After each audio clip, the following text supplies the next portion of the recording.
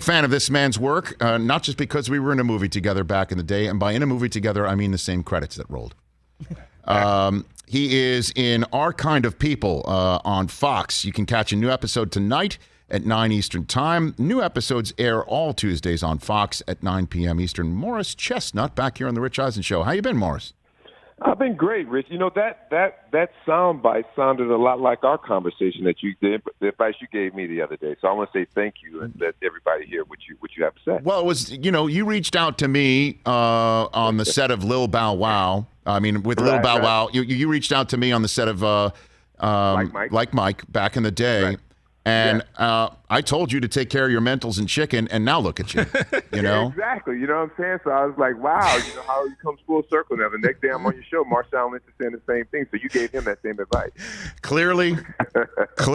How you doing? What's going on in your world? I'm good, man. I'm good. How you doing? I'm hanging in there. Just so much to talk about in the sports world. The NFL, week 4 just finished up, and the NBA is about to start up. Ben Simmons says he's not playing in Philadelphia. We're all wondering about that. What about what's going on with the Kyrie? I wonder what's hitting you. Any news sports headline hitting you at all? My Eagles didn't fare too well this past weekend. You know, I'm a huge Eagles fan, so they didn't fare too well. But I'm looking forward to my Dodgers and my Lakers. So my Dodgers play a playoff game tomorrow. I'm looking forward to that. And then my Lakers will be playing, of course, they're going to be playing playoff games and finals games later on in 2022, very early in 2022. So okay. I'm excited about that. No, every Dodger fan I know, Morris, is not happy about winning a billion games and then having to play just a one-game playoff with the hottest team in baseball from mid-August to the current moment in the Cardinals. Not happy about that at all. You know what? So. It's tough. It is tough. But hey, I mean, we didn't win the division. The Giants were just unbelievable. I mean, every time I turn around, they were winning, and we couldn't catch them. And now we're in this position. And hey, if we have the best players, we have a great pitcher taking them out in Scherzer, and great talent in Betts and Turner and the other Turner. I mean, hey, we just have to put our best foot forward and go handle our business. So you're a Dodger fan because you're from the area, right? Yeah, born and raised in Los Angeles. That's what I thought. Okay, and then you're a Laker fan because of that too. Yeah. Where do the Eagles crack the code here, Morris? Where do we get that? The Eagles cracked the code, I mean, many years ago. They were one of the last NFL football teams to wear, like, the college cutoff jerseys, and I used to like Wilbur Montgomery and Harold Carmichael. And Wilbur Montgomery, when he used to wear the same kind of cleats that I had when I was in playing Pop Warner, they were like this black sole, and they were white with this black sole with the cutoff jerseys. And I've just been a fan since. And then when they got Randall Cunningham, and I just loved the team since. Well, I just saw Harold Carmichael. He got in the Hall of Fame finally, and he looks like he could like point a couple catches right now still, to me. Well, I think we could use him. We do have some young talent. We do have some young talent out there that's finding their way, but I think we could use another receiver, a tall receiver who can go out there and be a possession type of guy. So they should suit him up. Okay, and then the Lakers. I mean, who else can they get to play for him? Well, who else do you think? I mean, we got LeBron, we got Anthony Davis, now Russ, Carmelo. Right. We got Carmelo. Why not him? Is there a fifth you want? I mean, since it's a fantasy league, pretty much being put together. Well, listen, I know it's going to be tough for the league to accept. LeBron's going to get another ring. AD is going to get his second, and then Russ is going to get his first. And then Carmelo's going to get his first. It's going to be tough, but hey, that's just what it is. I mean, did you ask New Jersey that? I mean, how many people do they want to bring in? I got you. Yes, I have not asked them that. But what do you say to there are those who might say that ring that Anthony Davis has is like a bubble ring. It's a ring in a bubble. Like that wasn't like, say the 82. My answer to that is, I mean, why is it any different than what any other team had to face? I mean, we all had to go through the same thing. Mm-hmm. It's not like the Lakers weren't in the bubble and then they came to like the last minute. No, they were in the bubble just like everybody else. We were just stronger mentally. I like it. Okay, very good. So you got things going on. Things are good, So you're not latching on to any of the new Los Angeles teams in football with the new beautiful stadium just up the road here. Have you? No thoughts. You're still sticking with the Eagles? pretty much? Well, see, I'm a huge football fan. I'm a football loser because all I do on Sundays is just watch all of the games. So I'm a huge football fan. I like what San Diego's doing. Herbert looks great. I love what the Rams are doing, even though they lost this past weekend. I like their style of play, and of course, Deshaun Jackson, a former Eagle, is over there catching touchdowns. Okay. When they throw the ball to him. So I'm watching it. So far, I haven't been there yet. Have you been there? I hear it's a great I have. stadium. It's unbelievable. You got to do it. It's unbelievable. Sometimes, right? you might have to leave. Now for the next game, but I did hear that. But it is incredible. And just to correct you, Morris, you watching football all day doesn't make you a football loser. Quite the contrary. It makes you a football winner. You're a winner. Okay. You're winning. Okay. Well, you have everything's about perspective. So you're the glass half full. I mean, I like that. You're a winner. winner. I'll say I'm a football winner. You're a winner. I mean, the fact that you get to do something like that, and there's anybody saying get off the couch. I mean, like that's a win. That's a W. That's one in the column. Yeah. You hang that banner in the rafters.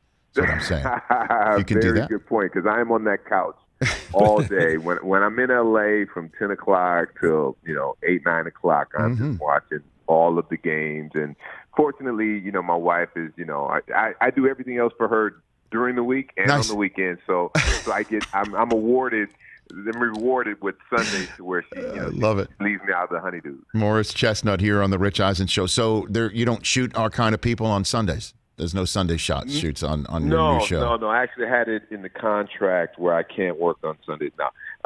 Fortunately, we don't shoot on Sundays. That's great. Monday through Friday. Okay, cool. So tell me about the show. What you like about it, and what you appreciate, and what people should watch it for. Yeah, it's a very fun show. Our Kind of People. It's basically it's a fun, salacious kind of soap opera type of nighttime soap opera show where we reveal a lot of sex, a lot of secrets, and a lot of scandal, and working with a great cast, and we're having a great time. And that's on tonight, 9 Eastern time on Fox. New episodes airing Tuesday, 9 p.m. Eastern on Fox. What's the thing that you saw in a script you're like, I can't believe they're making me do this? Well, it was an opportunity to work with Lee Daniels. I've had a great relationship with Fox. I'm still on one of their other shows, Residence. I've done all the doctor shows. I've done the cop shows, and this is like my first time at nighttime soap opera where you have a lot of good-looking women wearing very little clothes. So I was like, okay, nice. Sign me up. It's just to be an actor on here, of course. And it was a great script. Loved the network, and I said, hey, and Lee Daniels and Karen Gist, our showrunner, and I just had to be a part of it. Okay. Before I let you go, Morris, every now and then we like to play, certainly with our celebrity guests right here on the Rich Eisen Show, Mercedes-Benz Vans phone line. We like to play a game called Celebrity True or False, where we read stuff from your Wikipedia or your IMDb page to see if it's actually true or it's not. Just in it, I think. Okay, Can you hit that, please? They got some production value. Celebrity True or False? You can't handle the truth. Okay, first one for you, Morris Chestnut. True or false? One of your first roles of your career is you were the prison bus guard on the bus that went kaboom in The Fugitive. Is that true or false? That is false. That is false. I was not in The Fugitive. I would have loved to work with Harrison Ford, but no, I was not in The Fugitive. You were not? False. Okay. No. You got to call Wikipedia, man.